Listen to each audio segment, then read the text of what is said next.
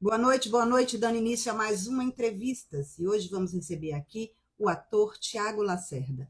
Ele que daqui a pouquinho vai estar dividindo telinha comigo e contar um pouco da sua história, porque a história do Tiago é muito grande. E daqui a pouco ele vai estar dividindo telinha conosco aqui. Já tem gente aqui conosco, né? A doutora Dani Freitas, seja bem-vinda. A psicanalista Marcos Souza, Kiko Nascimento, meu produtor. E o meu convidado já está aqui na sala. Eu já vou chamá-lo para fazer a apresentação dele comigo. Um pouquinho ele está entrando aqui conosco. Chegou. Já mandei o convite, Tiago. Ele está chegando aí.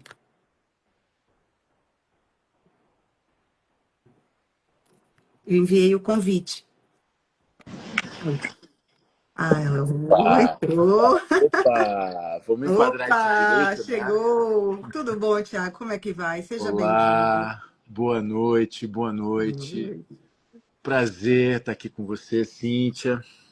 Muito obrigada pela sua presença aqui no Entrevistas. Eu sei que o Kiko Nascimento aí, o produtor, ele foi bem O Kiko sem trabalhou bem, né, desistir. Kiko? Te deu É, uma tipo, pequena canseira, querido. Mas tipo cá água estamos. mole em pedra dura, né? Oi?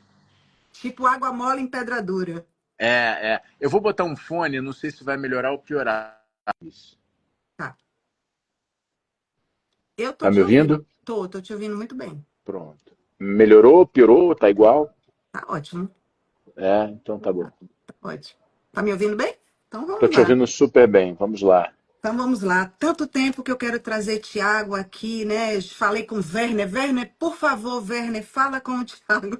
Werner é meu amigo. E Ah, aí ele disse, não, mas ele é muito tá bem ocupado. de amigo, tá bem de amigo. Tô bem, né, Werner? Show Nosso de bola. amigo, nosso amigo em comum. Nossa, ele disse que vocês são os Meu três irmão querido. mosqueteiros. É, ele fala muito bem de Irmão você. querido. Já esteve aqui na live comigo também, já pude entrevistar. E agora você vai me dar a honra da entrevista, né? Tiago Lacerda, ator, dublador, né, Tiago? Hoje nós temos a honra de recebê-lo aqui na entrevista, né? Um dos nomes mais marcantes aí da dramaturgia brasileira, com uma longa trajetória em sua carreira, conquistou o público não apenas pelo seu talento, né? Mas também pela versatilidade em papéis que vão de heróis românticos a personagens intensos e complexos. Vamos conhecer um pouquinho mais da sua história e eu gostaria de começar sobre o start aí na sua carreira de ator, né? Na carreira de artista. Começou depois do esporte, é isso? Você praticou esporte até como profissional, Thiago? E depois que você partiu para a carreira de artista, foi isso? Eu fui nadador, eu nadei durante muitos anos, toda a minha infância, minha juventude, e em algum momento essa era uma decisão a se tomar, né? Eu teria que decidir se eu seguiria nadando e pensaria em me profissionalizar e viver do esporte, ou se não, se aquilo era um ciclo e outro deveria se iniciar. Na verdade, foi a decisão que eu tomei. Eu fui fazer faculdade de Administração e Economia na UERJ e durante o início da minha jornada na faculdade, a televisão me capturou. Eu me apaixonei pelo ofício, me apaixonei pela ideia de estar em cena e aí a minha carreira inicia. Então, na verdade, foi um processo um pouco atípico. Da minha história é uma história um pouco diferente da maioria dos colegas, né? Eu começo por vias outras, né? Eu não venho exatamente do teatro, nem Não. de outros trabalhos. Você resolveu realmente seguir a carreira de ator bem depois, né? Me apaixonou. Na verdade, eu me apaixonei. Eu fiz um teste para TV ainda no primeiro período da faculdade. E eu consegui passar nesse teste. Comecei a trabalhar e fui levando a faculdade junto com o trabalho, porque tudo ali era muito inicial, tudo era muito, né, incipiente. Eu sabia que eu tinha que aprender o ofício, que eu tinha que me dedicar a estudar um pouco mais e aproveitar aquela oportunidade que eu estava tendo. Mas, na verdade, eu me apaixonei em cena e tomei essa decisão de, aos poucos, e sentindo como seria com a faculdade, afinal aquilo era uma realidade. Mas imediatamente eu decidi que estar em cena era o meu caminho, que era o que eu queria fazer. Fui estudar, fui ler, fui me preparar e Seu foi primeiro o papel foi processo de escolha. Malhação, é isso? Foi, esse Esse é o teste foi primeiro papel. malhação.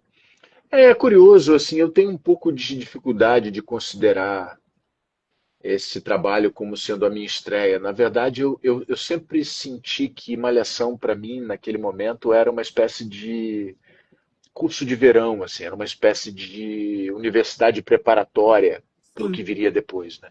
sim. Efetivamente, eu começo a contar minha carreira a partir da Ilda Furacão, que foi o trabalho de verdade que eu peguei um trabalho do início ao fim, tinha um personagem e tudo mais. Malhação foi algo que começou e terminou sem começar, na verdade. Mas foi muito interessante, foi muito importante para mim naquele momento da vida, tão jovem, Sim. assim, começar a entrar aos poucos na carreira, na profissão.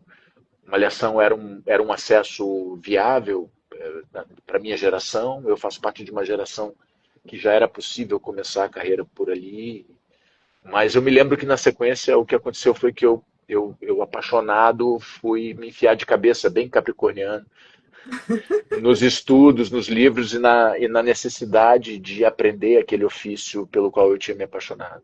Você passou a estudar depois da Fui. Malhação. Estudar e trabalhar, estudar e trabalhar, estudar, ininterruptamente até hoje. Até hoje sigo tentando aprender Isso é bastante. bom, isso é bom.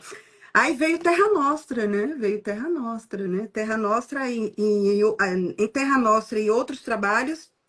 Aí você mergulhou realmente no universo histórico, né? De culturas distintas, né? De personagens. O que mais te fascina nesse processo de apropriar de culturas diferentes, os personagens de culturas diferentes? Eu tive, depois da Furacão, eu tive uma experiência que foi muito interessante, que foi o remake de Pecado Capital. Hum, Na verdade, foi a minha primeira novela e eu tive a chance de me envolver com o processo da novela, né? E isso me preparou muito para o que viria depois em Terra Nostra. E de fato, assim, Terra Nostra foi um momento fundador assim da minha carreira no sentido de a partir dali tudo não seria como era antes. Eu tinha essa consciência e tinha consciência também que dependia da dedicação que eu conseguiria aplicar ao personagem, à história, né? E todo o processo de preparação da novela me leva pela primeira vez para um contato com essas histórias de época. Na verdade, Hilda Furacão era uma história dos anos já 50, dos é anos uma. 40, dos anos 50, Isso. ali na minissérie. Mas a verdade é que Hilda Furacão me traz para o apreço pelas histórias épicas, pelas histórias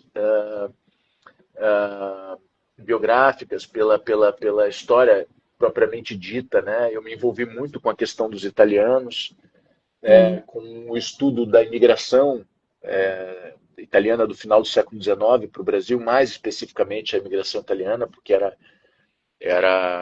a dizer respeito ao personagem.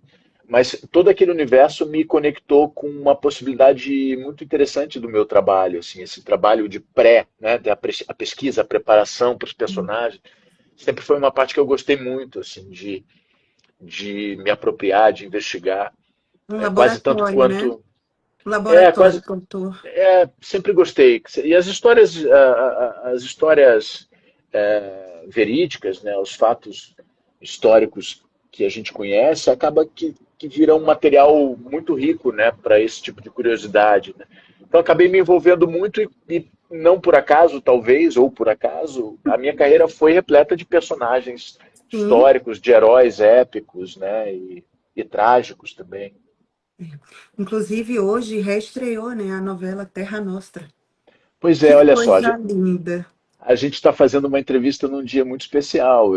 Isso. Eu fiquei sabendo que eles iam reprisar, fiz alguma chamada para a TV Globo para estar presente nesse momento e estou muito feliz. Assim, eu te confesso que eu não resisti. Eu fui olhar o primeiro capítulo. Eu nunca mais tinha Vai visto lembrar. aquilo. Eu nunca mais tinha visto e fui olhar para matar a saudade. Eu estava muito curioso para saber como, o que, que eu ia sentir, como é que ia ser. Mas foi muito divertido rever Você a não história revê, tantos anos. você não revê, não, a tudo aquilo que você fez lá no passado? Você não costuma rever, não? Não, o que Não. interessa é o que vem pela frente. O que já foi, Tá já bom. foi. Não, Ah, brincadeira, brincadeira. Essa é uma frase que eu brinco muito com o Ron Daniels, que é um parceiro incrível que eu descobri também na minha jornada, mas é uma piada. É claro que a gente acaba revendo uma coisa ou outra, uma foto, uma cena, uma Sim, referência, mas não tenho o hábito de recuperar coisas que eu já fiz, não, para ficar vendo. É, já vi momentos, cenas, capítulos, trechos, recuperei personagens para estudar, mas não é um hábito que eu tenha, não. Não sei se eu gosto exatamente de ficar me vendo, mas não, tem essa sei. questão, mas tem gente que gosta, né? Gosta de ficar se vendo, e não acho que seja muito a minha. É mais a curiosidade mesmo, acompanhar alguma cena, algum momento, dar uma risada e se divertir com essa ideia Mas, de que o tempo passa, as coisas se transformam. mas assim, se você tivesse que voltar e, tipo assim, refazer um personagem que você disse, não, esse daqui eu poderia ter feito diferente, tem algum? Cara, na verdade, todos os personagens a gente. É verdade, cada personagem é uma escolha, né? Cada cena é uma escolha, cada opção de emoção é uma escolha da gente. E existem muitas formas de fazer o que a gente faz. Eu certamente, vez ou outra, me pego com o desejo de refazer uma cena, refazer uma fala, de pensar, Sim, pô, eu queria tanto ter feito por aqui, acabou indo por outros caminhos. Mas no final das contas é o que está na lata, é também é o que sobre foi. é também Sim, sobre aquele momento ali, né? Do jeito que ele do jeito que ele acontece, sem a gente ficar depois querendo reparar alguma coisa. É o que é. Mas certamente, se eu fosse fazer coisas, eu faria inevitavelmente escolhas diferentes e outras talvez nem tanto. e aí você viveu personagens históricos, muitos. E aí você viveu Muitos. Garibaldi. Qual é a tua responsabilidade de um ator quando retrata alguém que realmente existiu? Então, para mim, eu posso falar por mim, eu sinto muita responsabilidade nessa hora biográfica, sabe? Quando você tem uma investigação com referências históricas, é sempre muito delicado, né? Você lidar também com o imaginário das pessoas, Sim, você acrescentar coisas ou tirar coisas, é sempre muito delicado. É sempre uma opção difícil, mas também é uma delícia, né? Você ter um material concreto de pesquisa, buscar conexões que ajudem a contar melhor aquela história. Para mim tem um aspecto para além do desempenho do ofício, tem um aspecto de um cuidado que eu acho que sempre me ocorreu assim de ter quando eu ia falar de personagens históricos. eu amei A Casa das Sete Mulheres, sabe? Aquele trabalho é incrível. Então, É incrível.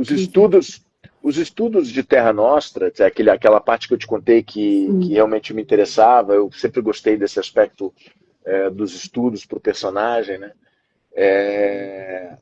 Aqueles estudos de Terra Nostra me levaram para o Garibaldi, né? E quando o Jaime Mujadin me convidou para fazer a minissérie, o Garibaldi já era meu hobby há pelo menos 3 anos. Olha, Ele já fazia parte do meu dia a dia de pesquisa, de interesse pessoal, né? Tudo que eu achava sobre o Garibaldi eu lia, porque de fato, assim, durante o processo de entrar em conexão com a herança italiana, com a herança da imigração, inevitavelmente eu cheguei no Garibaldi, cheguei na Anitta e me envolvi também com a biografia dele, me envolvi com aquela história e comecei a pesquisar aquilo por mim mesmo, né? Sem nenhum tipo de compromisso profissional. Até que 3 anos depois o Jaime me liga e me fez a seguinte pergunta por telefone. Ele, alô, meu, tudo bem? Onde é que você está? Você já ouviu falar de um personagem, Giuseppe Garibaldi? Aí eu falei, pô, Jaime, você está brincando. já pensou? Claro, claro. Onde você está? Eu falei, eu tô aqui, abre a porta que eu tô chegando. E aí fui lá e falamos muito naquele dia sobre o Garibaldi. E, pô, foi uma jornada muito especial poder contar essa história para mais pessoas e contar desse jeito tão envolvido, tão Tão pessoal, belo, né? tão prazeroso mesmo. Foi Foi um muito trabalho especial esse trabalho. incrível. É, Foi. foi muito Da, especial. da trilha sonora aos romances e aquele romance que você teve com a Camila Morgado ali, que foi É, que tão o público lindo ficou querendo, que as pessoas queriam mudar a história para eles ficarem juntos, né? As pessoas começaram a querer ignorar a Anitta e achar que o Garibaldi tinha que ficar, ficar com a Morgado. subverter transformar a série em novela, né? E escrever o que quer. Foi muito engraçado essa relação, porque é isso, né? Para mim isso era um absurdo, né? Assim, eu recebia, como assim, né? A minha relação com a Camila Morgado e a minha relação com a Manuela foi uma das coisas mais lindas que eu já vivi na minha carreira. É lindo, Mas foi a, lindo. mas a ideia de subverter a história em nome do que o público gostaria, isso era uma coisa que me tocava muito, eu ficava muito indignado, assim. E é uma curiosidade, né? E, claro que nada muito grave, mas vivenciar essa experiência das pessoas cogitarem mudar a história porque É. elas se criaram afinidade com o casal é uma das coisas que esse meu trabalho com as novelas me deu. Assim, é impressionante como opera a fantasia, como opera o imaginário do público. Né? As expectativas, né? Sim, sim. O romance ele foi lindo, mas eu sempre torci pela Anitta. Bom, que bom. É. Olha, o Luiz está perguntando para o Thiago qual foi o personagem que ele nunca esqueceu. Difícil, né? Nossa, então, eu fiz personagens dos quais eu me orgulho muito, sabe? Eu tive muita sorte na minha jornada. Eu me encontrei com figuras muito extraordinárias. Eu fiz o Mateu, eu fiz o Garibaldi, eu fiz o Capitão Rodrigo, eu fiz Saramago, eu fiz Shakespeare, eu fiz Tiradentes, eu fiz São Paulo, eu fiz Jesus Cristo, fiz Hamlet, Macbeth, eu fiz muitos personagens dos quais eu me orgulho, assim, para os quais eu me dediquei muito. Mas muitos deles são inesquecíveis para mim. A gente citou o Garibaldi, que é um personagem que eu tenho num lugar muito especial. A gente citou o Mateu, que é outro personagem que toda vez que eu penso na minha carreira, aquilo tudo é muito forte para mim, né? O Capitão Rodrigo, que é um trabalho já mais à frente, mas um trabalho que é muito significativo para mim. Eu tenho saudades físicas do Hamlet. Eu acordo de madrugada para ler o texto, eu acordo de noite, vou tomar uma água, paro na estante, pego o texto, leio o monólogo e volto para dormir. O próprio Macbeth já aconteceu também. Então, assim, é muito difícil a gente se livrar nesse lugar dos personagens para os quais a gente se dedica, sabe? Eu, pelo menos, eu guardo muito eles comigo em algum lugar. Tenho saudade e tudo mais, mas não tem também sentar em torno disso não, como eu te falei no início, assim, o que me interessa são os próximos personagens, né? Ok, para onde a gente vai agora? Esse sempre foi o que Sim. me, o que Meu me novo motivou, né? desafio, né? Porque são desafios, né? E de alguma forma me imaginar uma sequência de contação de história na minha carreira, pensar numa trajetória que faça sentido para mim, né? A partir daqui, sobre o que mais eu quero falar, né? A partir daqui, Sim. que tipo de assunto eu quero trazer, que tipo de ideia eu quero provocar nas pessoas e tudo mais. Então, eu não fico com essa coisa de remoer os personagens, levar personagem para casa, não é nada disso, não é sobre isso. É mais sobre guardá-los, Uma guardá-los memória e afetiva. vez ou outra ao longo da vida a gente traz uma memória, traz uma experiência, traz uma lembrança. Eu sinto falta de muitos deles. Alguns falta física concreta. Desses personagens todos que você já interpretou, algum é mais parecido com você, Thiago? Eu acho que de uma certa maneira todos são, né? Todos têm muito de nós. E a gente absorve muito dos personagens também. Eu não sei se eu conseguiria traçar Um perfil, né? um perfil e É. comparar comigo, assim, eu não sei se vale a pena, mas o fato é que tem muito de mim nos personagens. É, E eu um pouquinho carrego, de e cada. eu carrego um pouquinho de cada um deles comigo, disso eu tenho muita certeza. É uma coxinha de retalhos aí, né? Um pouquinho de É, cada é. personagem. Isso é maravilhoso. É, aí vem o teatro também. O teatro, especialmente Shakespeare, né? Exige outro tipo de entrega, né? E em comparação à televisão. É o que você sente que o palco ainda te ensina, né? Depois de tantos anos de carreira. Nossa, o palco é a origem do ofício, né? É o lugar para onde todos nós retornamos, de um jeito ou de outro, mais cedo ou mais tarde. O palco segue me ensinando muito. Nesse momento é o lugar para onde eu estou me dedicando, onde a minha energia está colocada. A pandemia me deu dois monólogos e todo o plano para frente do por vir agora é em relação à montagem e à itinerância dos espetáculos, né? Fora isso, alguns outros projetos. Mas o teatro faz parte da minha vida desde o momento em que eu escolhi esse ofício. Desde o momento em que eu me apaixonei, em que eu decidi que eu tinha encontrado um caminho e que aquilo me convocava, eu imediatamente descobri que eu precisava encontrar o teatro como uma necessidade técnica, como uma necessidade circunstancial ali naquele momento, na maneira como tudo foi para mim.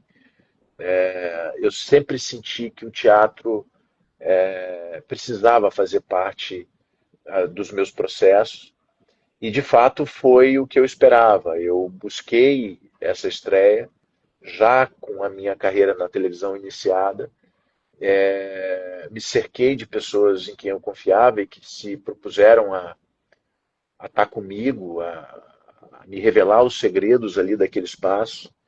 Tive grandes colegas que me ajudaram muito, mas a partir daí o teatro sempre foi um refúgio necessário, né? Não só porque também virou um prazer pessoal, um aspecto importante da minha carreira, mas porque era necessário que eu fosse para o palco. Eu precisava descobrir os mistérios desse ofício tão antigo e o palco é o caminho, o palco é o grande caminho do ator e das atrizes que se aventuram por essa profissão. Não tenho nenhuma dúvida sobre isso, especialmente porque acabou que a minha história confirmou um pouco do que eu sentia naquele momento. O teatro hoje é parte muito importante desse processo todo. Eu entrevistei o Petrin e ele é um grande ator de teatro, né? E ele disse que tudo Meu começa ali. fantasma, meu fantasma maravilhoso, o Petrin, eu tive o prazer e o privilégio de fazer a nossa montagem do Hamlet com o Petrin. Ele É, fazia o rei Hamlet, isso. o fantasma. E não só, mas fazia também o primeiro ator da companhia, que chega no castelo. Mas o Petrin era um desfile, uma aula, indicação da dona Fernanda Montenegro. Eu me lembro que o nome do Petrin passou pela Fernanda e todos amamos a sugestão. E ele foi um colega imenso, me ensinou muito, um ator, Ele um ator gigante. gosto demais do Petrin. Ele esteve aqui, foi maravilhosa a live com ele. E continuando com esses personagens ainda assim reais, né? Eu queria falar sobre Jesus. Você interpretou Jesus lá em Nova Jerusalém, né? No Por espetáculo três Paixão de vezes. Cristo. Eu fui em uma delas. Eu morava em Ah, Recife e em uma delas, eu não me lembro mais o ano, porque eu já morei em tanto lugar. Você interpretava Jesus. Estava chovendo muito nesse dia, mas eu estava lá e você era Jesus. Como foi um, Je- interpretar Jesus? um, 3 vezes. pois é, então. Toda a minha experiência com esse personagem é muito mística, é muito simbólica, especialmente para mim. É um personagem que eu conheço de formação, eu venho de uma família originalmente cristã, católica. É um personagem que sempre fez parte da minha vida e que em algum momento ele começou a aparecer dessa forma, né, de mergulhar naquela história tão fantástica e tão importante para quem nós somos. E eu fiz por 3 vezes. Hum, Eu escolhi, mesmo sem saber, fazer por 3 vezes. E 3 é um número muito recorrente, né? significativo, né? É um número mágico, para mim é um Hum, número muito mágico. Eu sou muito atento ao 3. E eu escolhi conseguir organizar a minha vida para me dar de presente fazer pela última vez aos 33 anos. olha, É, que significativo, exato. E né? aí eu brinquei com todos que disse, pronto, já faço esse personagem há 13 anos, vou me dar de presente fazer pela última vez aos 33 e a partir de agora eu só conto essa história do ponto de vista de outro personagem. Quem sabe um dia eu volte a fazer essa história, mas não como Jesus mais, não tenho nem mais idade. Mas a verdade é que foi tudo muito lindo aquilo lá, né? Toda aquela experiência em Fazenda É Nova, mágico ali. É, toda a experiência com os colegas, toda a experiência com aquele lugar, com a é, história daquele lugar, com a hum, maneira como o povo que migra para o teatro lida com essa história e participa do sim, espetáculo, toda aquela troca, né? Aquela troca humana, né? De estar diante de 12 mil pessoas sim. que se emocionam, que se divertem, que se angustiam e que de alguma maneira compartilham aquilo ali tudo com você. Então, muito especial. E fora isso, eu fiz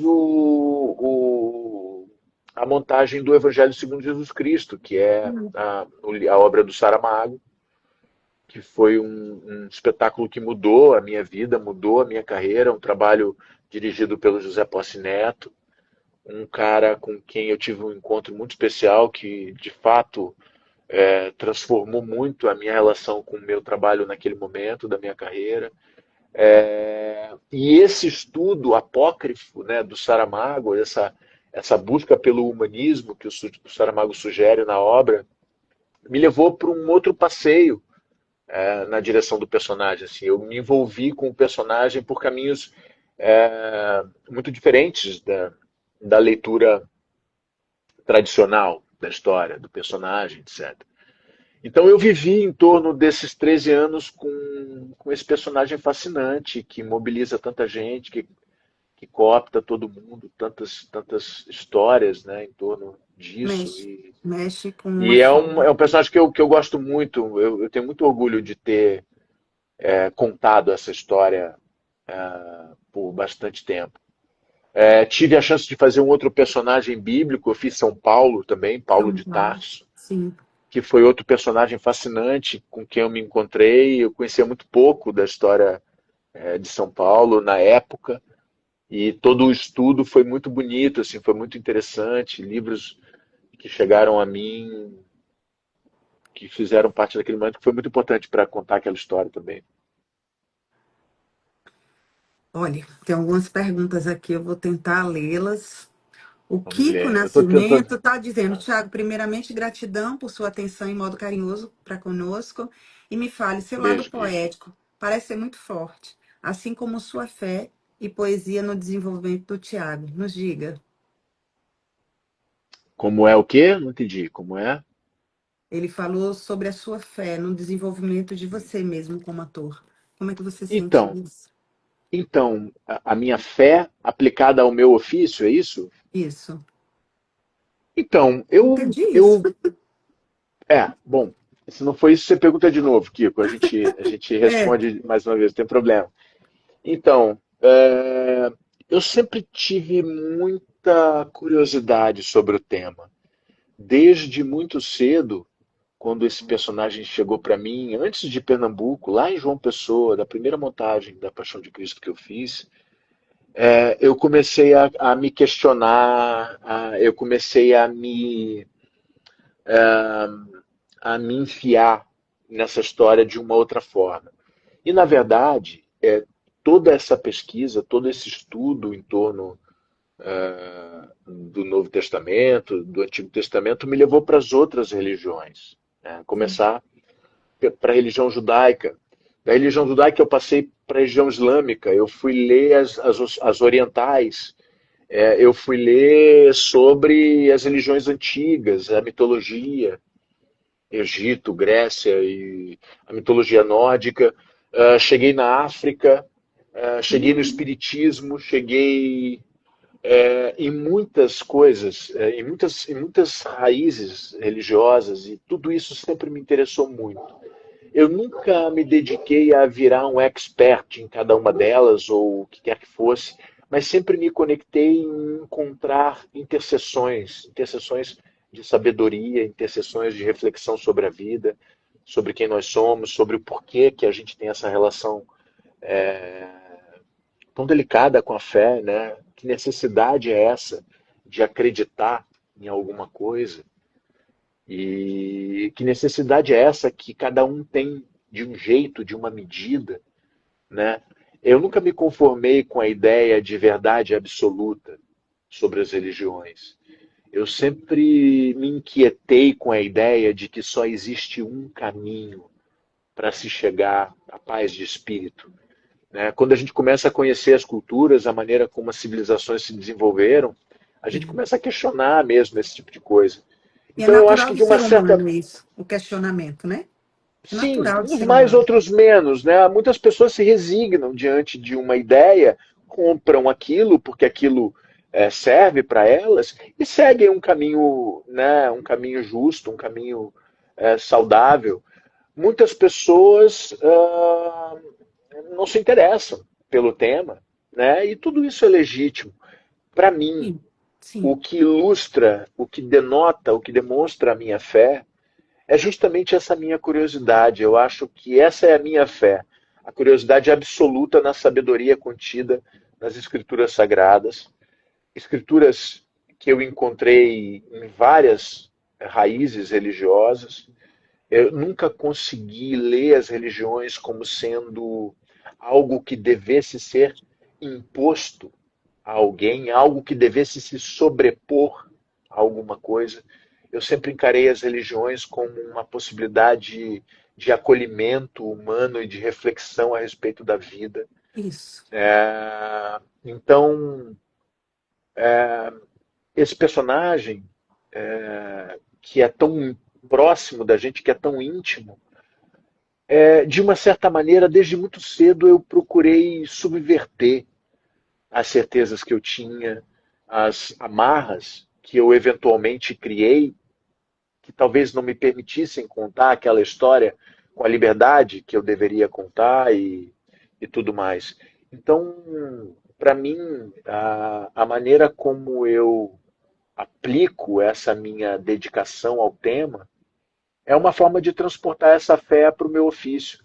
A maneira como eu me dedico para o estudo das religiões, como curioso, como contador de história, como alguém precário que precisa eventualmente buscar, né, um apoio, uma reflexão. Eu nunca, eu nunca tratei isso como sendo algo que não pudesse ser subvertido, algo tão sagrado a ponto de eu não conseguir contar essa história da maneira que a gente quisesse contar. Então, eu acredito muito na fé que eu tenho e acredito muito que tem uma relação desse processo que me levou para as religiões com o respeito e a devoção que eu tenho ao meu trabalho, aos meus personagens, a maneira como eu sinto que eu devo me dedicar a eles. É uma forma de sacerdócio, contar histórias é uma Sim, forma de sacerdócio. é. Então, é uma forma de exercer o sagrado no meu cotidiano, fazendo o que eu gosto, alcançando o coração das pessoas, emocionando, provocando, o que quer que seja. Como as pessoas se envolvem com os personagens, né? Sim. Olha, a Vitória está pedindo para que você mande um abraço para ela. É aniversário dela hoje. Vitória, Beijo, um beijo. Vitória! Parabéns, querida, parabéns, felicidades. É. E tem uma pergunta aqui. Eu não posso fugir disso, tá? Você é considerado um ícone de beleza. É, Sou? eu não vou nem ler aqui, né? Pessoal aqui. né? Passando aqui na tela. É, como você sempre lidou com isso, né? E Achando lida os. ainda, né? Como é que você se vê, Tiago? Não, você está me ouvindo bem? Muito bem. E o pessoal também. Então, que bom. Não, eu acho que eu sempre lidei com isso de uma forma absolutamente natural. Eu nunca tive preocupado exatamente com esse tipo de coisa, mas eu fico feliz, obviamente, como qualquer pessoa, ser elogiado, as pessoas me acharem Sim. bonito. Eu mesmo, de vez em quando, me acho bonito, até acontece. Até acontece, a gente acorda um dia assim, hoje eu tô bem, tô legal. Não, não, pô, preciso me cuidar um pouco mais e tal. A gente Mas visita eu mais o acho espelho, a gente que. visita mais o espelho, né? Não, eu acho que eu lido de um jeito natural. Eu me divirto quando é para me divertir, me envergonho, às vezes, quando é uma coisa mais constrangedora, uma manifestação mais assim, mas de um modo geral, eu fico feliz quando é um elogio. E se alguém não me acha bonito também, igual, não muda nada. A gente não agrada a todos, Certamente, não, é óbvio, essa é né? uma grande verdade, né? Aliás, assim, eu não tenho nenhum problema com o fato das pessoas me acharem bonito, alto, gordo, magro, feio, barbudo, sem barba, careca. De fato, nunca me preocupei com isso. Eu sempre tive. Engraçado que lá no início, né, na juventude e tal, eu estava tão preocupado em aprender, em contar história, a trabalhar, que mas fico muito feliz. Seria hipócrita ficar aqui de falsa modéstia dizendo, oh, não, veja bem, mas é claro que a gente fica feliz de ser elogiado. Fico feliz, agradeço a todos que acham. Muito obrigado. E aos que não acham, tá tudo certo também, não tem problema não, fico nem um pouco Pois é, chateado. ninguém agrada ninguém, todo mundo, né? Então vamos lá. E como é que você vê hoje a educação não, a evolução da dramaturgia brasileira nesses últimos anos, Tiago? Eu acho que a gente evolui certamente. A gente também pertence a uma época, né? Eu vejo com muita esperança e com muita curiosidade, com muita. ah, Essa inteligência artificial, Tiago, que o pessoal É, fica falando. isso é uma outra coisa, né? Assim, eles perguntaram da evolução da dramaturgia. Eu acho que a gente evolui, a gente tem cada vez mais pessoas escrevendo, É, não só para TV, não só para teatro, mas também para cinema. A gente tem cada vez atores mais interessantes, as gerações vão se superando, né?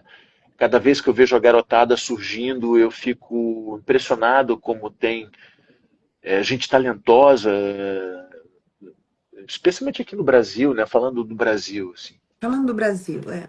Mas sinto a gente num caminho muito interessante. O cinema recuperando e retomando uma Uhum. trajetória que o cinema brasileiro merece, Fico com, muito reconhec feliz. com reconhecimento internacional. Depois, especialmente de tempos tão duros, tão difíceis, tão sombrios, né?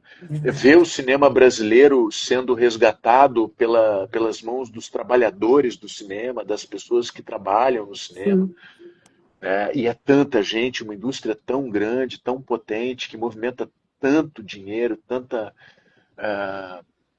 tantos empregos, né? Então eu vejo muito positivamente. A questão da inteligência artificial, eu acho que assim, a gente não devia negligenciar o fato de que essas tecnologias não retroagem mais, né? Elas não, vieram é daqui para para frente. ficar e de alguma forma a gente vai se adaptar a elas. Sim, A gente vai aprender a conviver com essas ferramentas. Eu espero que a gente tenha maturidade enquanto espécie é para isso. lidar com isso. Eu vejo de uma forma muito preocupada algumas coisas, né? Eu vejo a internet, a gente tem tanta dificuldade, né, com essas novas tecnologias. Eu me preocupo, eu fico me perguntando se a gente está preparado para É, lidar com toda a potência de uma tecnologia como essa, assim como às vezes eu sinto que a gente está muito mal preparado para lidar com rede social, por exemplo, né? Então, eu acho que toda tecnologia sugere atenção, sugere um tempo de adaptação, sugere regulação. regulação. A gente precisa ser capaz de falar sobre isso, de falar sobre direitos. Direitos é um tema que, que a jurisprudência está tratando de olhar com atenção essa questão dos direitos no que diz respeito a essas novas tecnologias. Eu acho que é um momento bastante transformador e, como todo momento transformador, sugere bastante cautela, bastante cuidado, atenção a pontos importantes, porque tudo é um limite assim muito tênue entre o que pode ser danoso, né, porque a gente pretende, e o que pode ser de fato positivo, né? Isso não deixar que a humanidade se vá, né? A nossa humanidade se vá com essa Eu questão acho dessa que tecnologia. esse é o cerne central de qualquer reflexão, na minha opinião, sobre a inteligência artificial. De que maneira a gente se prepara para lidar com isso, sem que a Isso, gente perca um minuto sequer a consciência do que nos faz humanos, né? isso. De que maneira a gente se apropria dessa nova realidade, dessas novas ferramentas, sem que a gente se esqueça e perca o que há de humano em nós, né? Eu acho que essa humanidade é o grande ponto, é o grande cerne da questão. Isso. Ontem eu dei uma entrevista essa semana e os entrevistadores, eles falaram justamente sobre essa questão. A preocupação com a questão da evolução, né? E como é que o ser humano iria lidar com essa questão. Eu disse, tem que tomar muito cuidado com a questão da humanidade, né? Da nossa humanidade. Existem muitos cientistas sérios, né, atentos ao tema, né? O Nicoleles é um deles aqui no Brasil, Sim, uma figura extraordinária que eu acompanho sempre. Ele sempre tem uma contribuição importante para dar nessa reflexão sobre novas tecnologias e os rumos, né, que a gente está trilhando com tudo isso. Então, acho que dá para a gente começar a se informar cada vez mais. Para quem se interessa pelo tema, tem muita gente séria falando sobre isso. interessante, né? Tem uma pergunta aqui do psicanalista. Miguel Nicoleles, se eu citei o Nicoleles, Miguel Nicoleles, o cientista brasileiro, uma figura Ah, muito importante que merece ser ouvida. pronto. Tem uma pergunta do psicanalista Marcos Souza. Tiago, como foi sua percepção ao ver um filme brasileiro ganhar Oscar esse ano, que é o Ainda Estou Aqui? Meu Deus, um orgulho imenso, até porque o filme mereceu cada louro. Eu fui assistir. Ao contrário, acho mesmo que tem um, um aspecto de decisão política também num prêmio como aquele, né? Estou falando do Oscar mais especificamente. De fato, eu vi os filmes e o trabalho da Fernanda merecia aquele prêmio também ali, e o filme merecia aquele prêmio ali, na minha opinião modesta. Agora, o orgulho imenso, imenso do filme ser o que ele é, do filme ser conduzido por tanta gente talentosa, por um bom gosto extremo, por escolhas cinematográficas que nos enchem de orgulho. O Cada filme é detalhe, um, o filme é um filmaço, o filme é um filme que lava a nossa alma verdade. histórica, lava as chagas políticas desse país tão jovem que é o nosso, lava a nossa alma pós duplo duplo vírus, né? O Uhum. vírus da Covid e o vírus daquele sujeito desprezível que a gente viu ser legitimado por aqui e que, felizmente, essa semana marca um momento histórico. A gente vai ter pela primeira vez na história a possibilidade de chamar à responsabilidade pessoas que decidem tomar uma decisão como a que essa gente decidiu tomar, né? Então a gente está numa semana histórica, eu estou muito emocionado com isso e acho que ver o cinema brasileiro desfilar por onde tem desfilado, pelos grandes festivais do mundo, contando a nossa história e desfilando um cinema de altíssimo nível, um cinema moderno, um cinema vertical, um cinema que diz respeito a nós, um cinema que esmiuça a natureza humana, né? E ao mesmo tempo um grito circunstancial, um grito de momento, especialmente pensando em tudo que a gente viveu nesses últimos anos aí, e vem vivendo Verdade. ainda. Olha, nós temos pergunta de cantora. A Anibele está perguntando aqui qual é a importância da música, né, para o cinema, na trilha sonora de uma novela. Ela é cantora, ela é cantora de rock, a Anibele está aqui conosco perguntando isso. Desculpa, qual é a pergunta? Eu não perdi. Qual é a importância da música para o cinema? Ah, meu Deus, qual a importância da música para a vida? Existe vida sem música?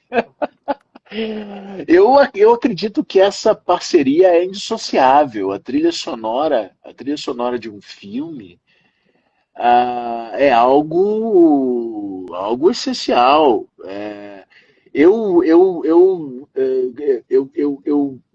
Há muitos anos eu acompanho o cinema italiano, né, como objeto de estudo, como devoção mesmo. Eu amo o cinema italiano, né? Eu me lembro dos filmes do Fellini, do Visconti, tantos filmes italianos, né? Eu falei trilha sonora, imediatamente eu fui para o cinema italiano. Claro que seria uma Remeteu. heresia tratar só disso, só do cinema italiano para falar da trilha sonora, não, mas eu acho que eu sou tão fã daquele momento ali, né? De toda aquela daquele período do cinema italiano, com os grandes compositores, Ennio Morricone e tantos outros. Mas, enfim, só para ilustrar o maravilhamento que eu tenho com a música e especialmente as trilhas sonoras dos grandes filmes da vida da gente, né? Verdade. O Matheus está te mandando um abraço. Tá dado, Matheus, um Um abraço abraço, para Matheus. Um ele. abraço, querido. E o Gil está perguntando aqui. Cíntia, manda meu abraço pro Tiago também. Tá aqui, já mandei, Matheus, já mandei. O Gil tá Beijo. perguntando. O Gil Moraes é um grande instrutor de passarela. Ele mora aí ali de Pernambuco, de Recife. Ele, quando chegou aqui, me deu de presente Rimos que Sol. Eu o adorei. Alguma história que ele contou aí de alguém que você deu um autógrafo. Uma amiga minha encontrou com ele no aeroporto, saguão do embarque, e pediu um autógrafo e pediu para colocar no nome dele. Você deu e ele guarda com muito carinho até Que bom, hoje meu irmão. esse Um abraço para autógrafo. Quem você aí, sabe um um dia você não abraço. se encontra pessoalmente com o Thiago por aí, por Pernambuco, de vez em quando você vai lá, né? Pernambuco, né? De vez Recife. em quando. De vez em quando eu tenho o prazer de voltar a Pernambuco. Como eu amo Pernambuco, como eu amo Recife.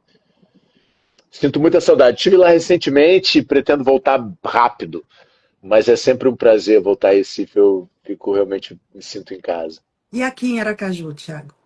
Você já Pois é, veio aqui? Aracaju, sim, tive recentemente, inclusive, né? Me apresentei aí em Aracaju, com um monólogo, um dos monólogos que a gente tem. E foi lindo, mas é isso, né? Devia ir mais a Aracaju, né? Sim. E tem de fato alguns lugares que a gente acaba voltando pouco, né? Quem sabe a gente volta mais a Aracaju. Volte, já está convidado aqui por nós, viu? Obrigado, Eu tenho obrigado. uma historinha bem interessante que quando eu morei no Rio de Janeiro, minha mãe sempre foi sua fã. Hoje ela partiu, ela tem 4 anos que ela foi embora daqui desse Meus plano, né? sentimentos. E aí eu estava descendo a escada, eu estava com meu filho numa fono. Eu estava descendo, você estava subindo com o seu filho. Já tem alguns anos. E minha mãe lá de baixo disse: Tiago, Tiago. Aí eu chamei você, você veio, abraçou ela. Ela falou que era do Nordeste, da Bahia, do interior da Bahia, Paulo Afonso. E ali você a tratou muito bem, você a acolheu. E eu quero agradecer a você ainda hoje por esse acolhimento. Eu Imagina. tenho visto você é muito solícito, né, com relação às pessoas, aos seus fãs, que se tornam muitas vezes amigos. Então, como é essa relação de você com seus fãs, Thiago?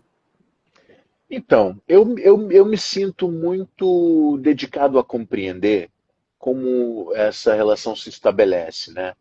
De um modo geral, ela acaba sendo uma relação de mão única, né? As pessoas acabam se conectando com você primeiro, né? Muitas É, vezes, num encontro entre um artista e um admirador, o artista não sabe quem é, não sabe de onde vem, não tem referência. Muitas vezes a gente até tem um certo cuidado, né? Quem são as pessoas.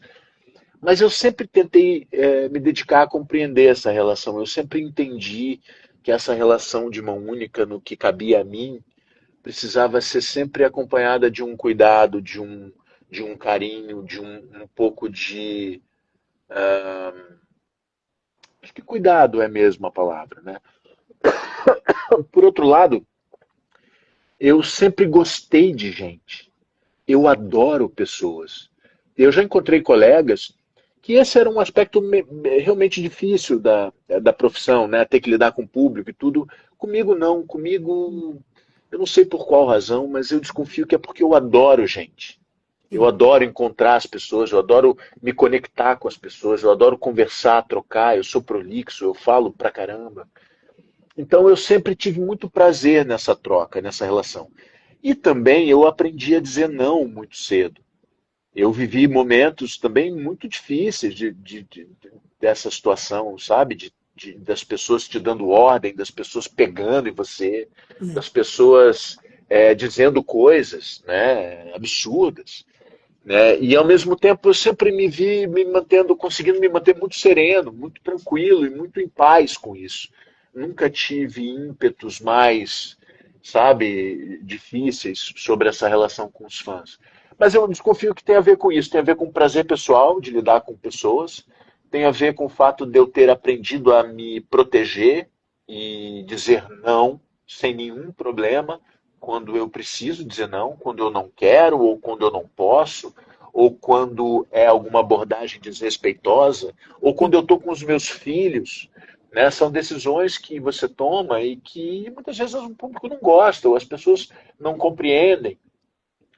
Mas eu também, né, não posso ficar pautando as minhas decisões, as minhas coisas o tempo inteiro pelo que todo mundo acha, porque até porque todo mundo vai achar uma coisa. Verdade. O fato é que lidar com isso é sempre muito delicado. Da minha parte, sempre teve um carinho e um afeto muito grande nessa relação. Sempre me dediquei a me conectar com as pessoas Ai, que e incrível. aprendi a me preservar, aprendi a me proteger quando era invasivo, quando era desrespeitoso. Eu sempre consegui me colocar até que as pessoas compreendessem o que estava acontecendo. Muitas delas não gostavam e já tive um ou outro desentendimento, mas nada muito grave, nada que eu não pudesse. Olha, se me desculpe, eu vi que você ficou chateada ou Sim. chateado, não me leva a mal, mas realmente eu tomei essa decisão por isso, por isso, por isso. E às vezes não tem chance de explicar, às vezes você está num mau dia e você está numa ligação resolvendo um problema, alguém te pede, você fala, desculpa, agora não, sabe, desculpa, agora não, sabe? E é assim, né? Você não vai. É impossível você criar a expectativa de que você vai atender todo mundo, vai alcançar a expectativa de todo mundo. Especialmente por isso, né? A fantasia alimenta muito o imaginário das pessoas. O Demais. público se aproxima de você com um monte de coisa que ela já imaginou e que ela tem certeza que sabe sobre você. Isso São muda as muito. expectativas, é. É, São os personagens que trazem isso, né? e tem um aspecto muito importante de falar também nessa relação, que as pessoas muitas vezes esquecem ou negligenciam, que é o fato de que é uma relação muito perigosa. É uma relação de muita responsabilidade você mexer com a fantasia das pessoas Muito. e Hum. depois, de alguma forma, alimentar coisas que podem ser mal interpretadas, mal recebidas. Eu sempre tive a preocupação muito grande de deixar claro para as pessoas que não tem intimidade. Intimidade é outra coisa. Essa relação de fã e público, ela se passa por um outro canal. É um canal de dedicação, de afeto, de respeito, de Gostei. carinho, de admiração, né? De beleza, né?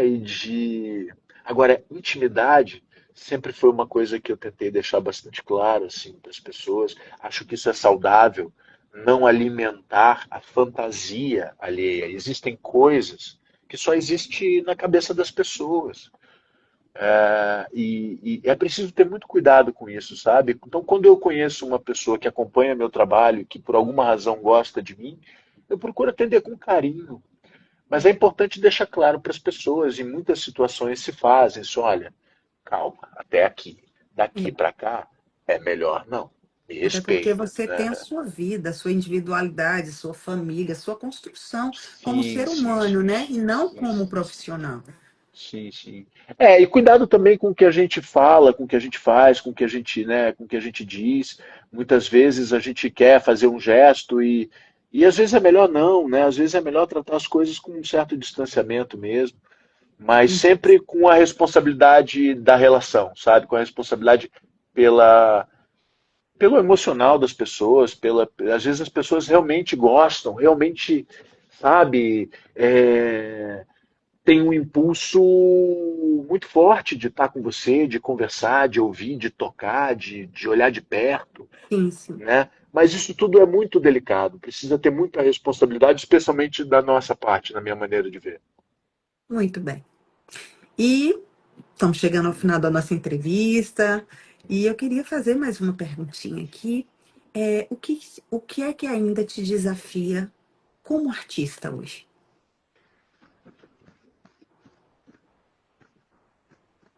O que me desafia é o que me desafia é o que convoca a minha inquietação. Eu me sinto desafiado pelo que me alcança. Eu não tenho exatamente metas ou planos ou não exatamente. Claro que existem ideias, mas eu sou capturado pelas histórias, pelos meus personagens, de várias formas diferentes. Então, o que me motiva é sempre a próxima história. A próxima história, para onde eu vou, para onde eu quero ir, o que que me convoca agora nesse momento, né? Como é que eu quero me relacionar com as pessoas que me acompanham, que se interessam pelo que eu conto, pelas histórias que eu conto. Então, eu acho que o que me motiva é essa é o que está por vir, né? É o por vir. Isso é maravilhoso. Então tá. Tiago, eu quero te agradecer por esse momento aqui comigo, né, com as pessoas que entraram aqui, agradecer a cada um de vocês. Eu não pude falar o nome de todo mundo, é impossível, né? As perguntas de todo mundo, manda as perguntas lá depois no direct do Tiago, né? Ele vai respondendo lá, ou Mandem não. perguntas. Quem sabe a gente faz uma outra só para responder pergunta. Só para responder perguntas. Porque se eu fosse parar para falar todas as perguntas aqui, a gente não iria dar continuidade aqui na entrevista. Tiago, muito obrigada Mas pelo foi seu ótimo, tempo. querido. Você foi muito generoso em estar aqui conosco. Eu sei que tempo a gente não dispensa para qualquer um.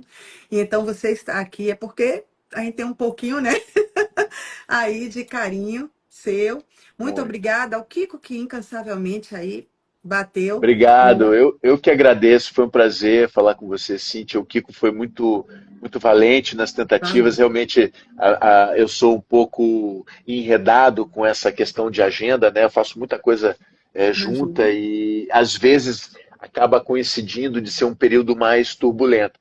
Mas ele foi muito valente, teve paciência e ainda bem que a gente conseguiu falar. Fiquei feliz. Que bom. Eu Espero que o também seu estou. público tenha gostado aí também. Eu espero também sucesso para você. Conte conosco nas divulgações, né, dos seus trabalhos.